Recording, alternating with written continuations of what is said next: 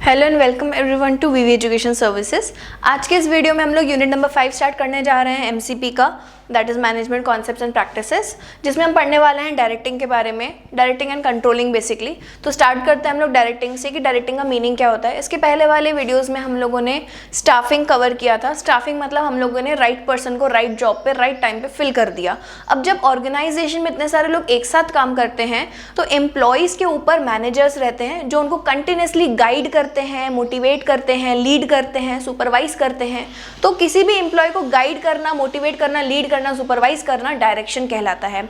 आप ये बताते हैं एम्प्लॉयज़ को कि उनको काम किस तरीके से करना है। अगर एम्प्लॉयज़ बहुत ज़्यादा डीमोटिवेटेड हैं या बोर हो जाते हैं अपने काम से, उनको कंटिन्यूसली मोटिवेट करना, उनकी जॉब एनरिचमेंट करना। तो बेसिकली एम्प्लॉयज़ को डायरेक्ट करना मतलब उनको गाइड करना, टाइम टू टाइम उनको सुपरवाइज करना, ये सारे प्रोसेसेस हम लोग डायरेक्टिंग में पढ़ने वाले हैं। तो डायरेक्टिंग की कोई स्टेप्स नहीं है, रीज़न बीइंग कि हर एक पर्सन का डायरेक्ट होने का तरीका अलग अलग होता है, हर एक लीडर का डायरेक्ट करने का तरीका अलग अलग होता है। जैसे किसी को मॉनेटरी इंसेंटिव से ज़्यादा मोटिवेशन मिलता है, किसी को नॉन मॉनेटरी इंसेंटिव से ज़्यादा मोटिवेशन मिलता है, किसी को डेमोक्रेटिक लीडरशिप स्टाइल पसंद है, किसी को एकदम हिटलर वाली लीडरशिप स्टाइल पसंद है।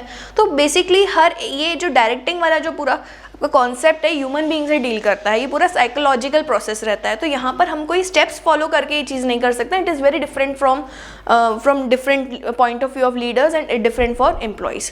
तो इसलिए इसकी कोई स्टेप्स नहीं है, लेकिन हाँ इसकी कुछ प्रिंसिपल्स जो आपको फॉलो करनी चाहिए अगर आपको एक अच्छा डायरेक्ट करना है अपने एम्प्लॉयज़ को, अगर आपको अच्छे से गाइड करना है अपने एम्प्लॉयज़ को, अगर आपको एक अच्छा लीडर बनना है तो आपको ये कुछ प्रिंसिपल्स फॉलो करनी चाहिए। सबसे पहला प्रिंसिपल है हार्मनी ऑफ ऑब्जेक्टिव्स।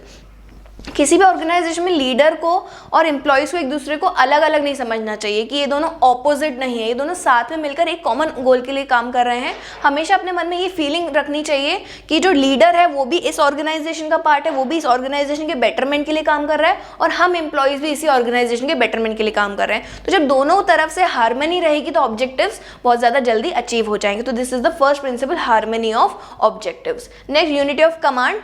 डायरेक्ट करने का मतलब होता है कि आप इसमें कमांड भी देते हैं, आप अपने सबऑर्डिनेट्स को ऑर्डर भी करेंगे कि आपको इस तरीके से काम करना है। लेकिन बीइंग अ मैनेजर आपको इस बात का ध्यान रखना है कि आपके एम्प्लॉयज़ को सिर्फ एक लीडर से ही ऑर्डर्स मिले।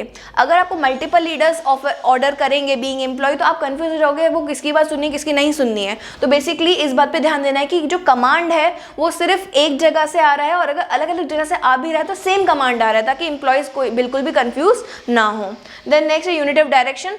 एक पर्टिकुलर टीम के लिए एक सेम प्लान काम करना चाहिए। अगर टीम के मेंबर्स अलग अलग डायरेक्शन में काम करेंगे तो उनका टीम का टारगेट जो है बहुत स्लो अचीव होगा, हो सकता है अचीव ना भी हो, because everyone is working towards different direction. अगर एक टेबल को भी खिसकाना होता है तो दो ऑपोजिट लोग खड़े तो रहते लेकिन वो मूव तो एक डायरेक्शन में करते तभी आपका टेबल मूव करेगा। अगर आप दोनों इस तरीके से मूव करेंगे, मतलब टेबल को अगर इस तरफ करना है तो दोनों ही इस डायरेक्शन में जाएंगे। अगर टेबल को एक इधर धक्का दे एक उधर धक्का दे तो टेबल मूव ही नहीं हो पाएगा। तो इसी तरीके से ऑर्गेनाइजेशन में एफर्ट्स भी हम लोग को जो है सेम डायरेक्शन में पुट करना है। Next, effective communication. किसी भी ऑर्गेनाइजेशन में कोई भी चेंज लाना हो, मोटिवेट करना हो, हर एक चीज़ का की जो है कम्युनिकेशन है। फॉर्मल कम्युनिकेशन हो चाहे इनफॉर्मल कम्युनिकेशन, दोनों ही कम्युनिकेशन ऑर्गेनाइजेशन के लिए इंपॉर्टेंट होता है। तो डायरेक्टिंग का एक बहुत ही इंपॉर्टेंट एलिमेंट होता है कम्युनिकेशन, जिसमें हमें फोकस करना है कि कम्युनिकेशन हमेशा इफेक्टिव रहे, कम्युनिकेशन के बीच में कोई भी ग्लिच ना आए, कोई भी इनफेक्टिवनेस ना आए। नेक्स्ट है फॉलोअप। अब यहाँ पर हम लोगों ने बात करी कि मैनेजर को ये करना चाहिए वो करना चाहिए, लेकिन मैनेजर को साथ में इन सब एक्टिविटीज़ का एक फीडबैक भी लेना चाहिए एम्प्लॉय से कि वो कैसा फील करते हैं, एम्प्लॉयज़ को क्या चाहिए बेसिकली।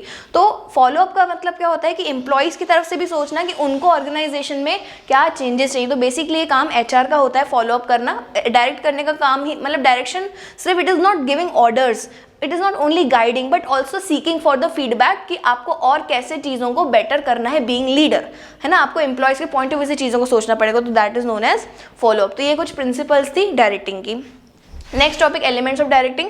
एलिमेंट्स 4 होते हैं डायरेक्टिंग के। अभी क्वेश्चन में आपको एलिमेंट्स भी बोल सकते हैं, पार्ट्स भी बोल सकते हैं, कैटेगरीज भी बोल सकते हैं, कुछ भी बोल सकते हैं। तो डायरेक्टिंग के ये 4 मेन एलिमेंट्स होते हैं। पहला होता है supervision, leadership, motivation and communication. तो starting with supervision. Supervision is a blend of two word, super and vision.